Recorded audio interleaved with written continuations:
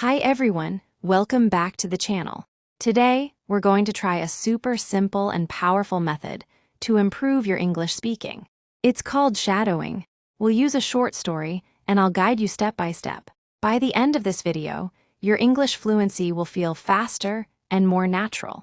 So get ready, listen, repeat, and speak with confidence. Let's start the story. Close your eyes, imagine a place where every street feels like art, where the aroma of fresh croissants floats through the air, and where history, beauty, and romance live in every corner. Welcome to Paris, the city of lights. I arrived at Charles de Gaulle Airport, tired yet excited the moment I stepped out. A cool breeze welcomed me, and so did the melody of the French language. As the taxi drove toward the city, I watched out the window. Paris slowly unfolded. The architecture, the rhythm of people walking. Cafes lined with chairs facing the street. It felt like walking into a living painting. My hotel was in Montmartre, a charming hilltop neighborhood. Cobblestone streets, artists sketching on the sidewalk, and a view of Paris from above. My heart already whispered, "This is going to be unforgettable." That evening I took a walk. The Eiffel Tower sparkled in the distance, glowing like a jewel. In that moment, Paris didn't feel like a city. It felt like a heartbeat. Next morning, I began where every traveler must, the Eiffel Tower. Looking up at its iron frame, I realized it wasn't just tall, it was timeless. As I ascended in the elevator, the city opened up like a treasure map below. Later, I wandered to Notre Dame Cathedral. The Gothic architecture told stories in stone. Despite the fire it endured, its spirit still stood strong. Not far from there was the Arc de Triomphe, a symbol of victory and pride. I stood underneath, watching traffic swirl like life itself.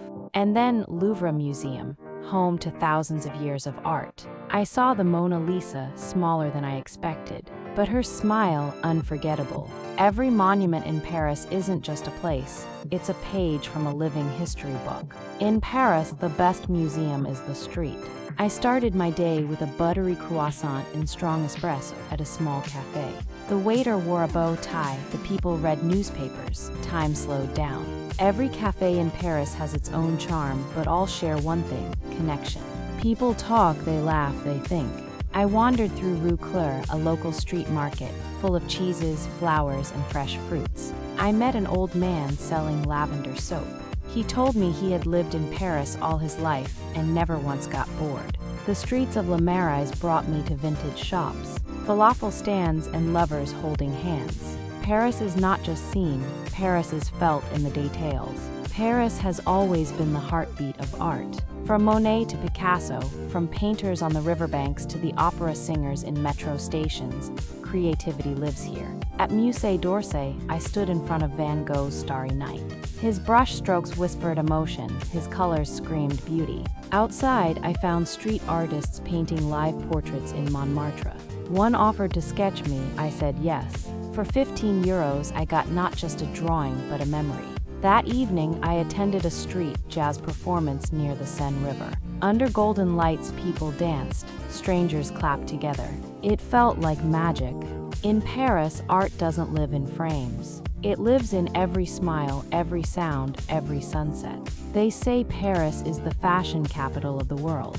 And it's true. Even the simplest outfits feel elegant here. I visited Galeries Lafayette, a stunning glass-domed shopping center. The luxury brands sparkled, but it was the confidence of the Parisians that truly impressed me. Style in Paris is not just clothes, it's attitude. At a small boutique in Le Marais, I bought a handmade scarf. The lady who sold it wrapped it like a gift and said, "Paris will always stay with you."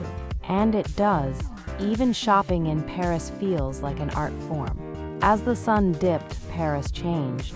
The Eiffel Tower lit up, sparkling every hour like diamonds in the sky. I walked along the Seine River. The reflection of the bridges, the boats, and the lanterns on water, it was poetry. At Pont des Arts, couples left love locks. I sat on a bench just watching. A young couple danced without music. A man played the accordion. In that moment, Paris didn't need a soundtrack. Its soul was music. I had dinner at a rooftop bistro with views of the entire city. The wine was red, the food was perfect, and the silence between moments spoke louder than words. My last day in Paris came too soon. I took one final walk through the gardens of Luxembourg Palace. I sat near the fountain and wrote a postcard to myself. "Remember this feeling," I wrote. "Paris teaches you to enjoy life slowly, to notice beauty, to feel deeply, to let go of rush and fall in love with now."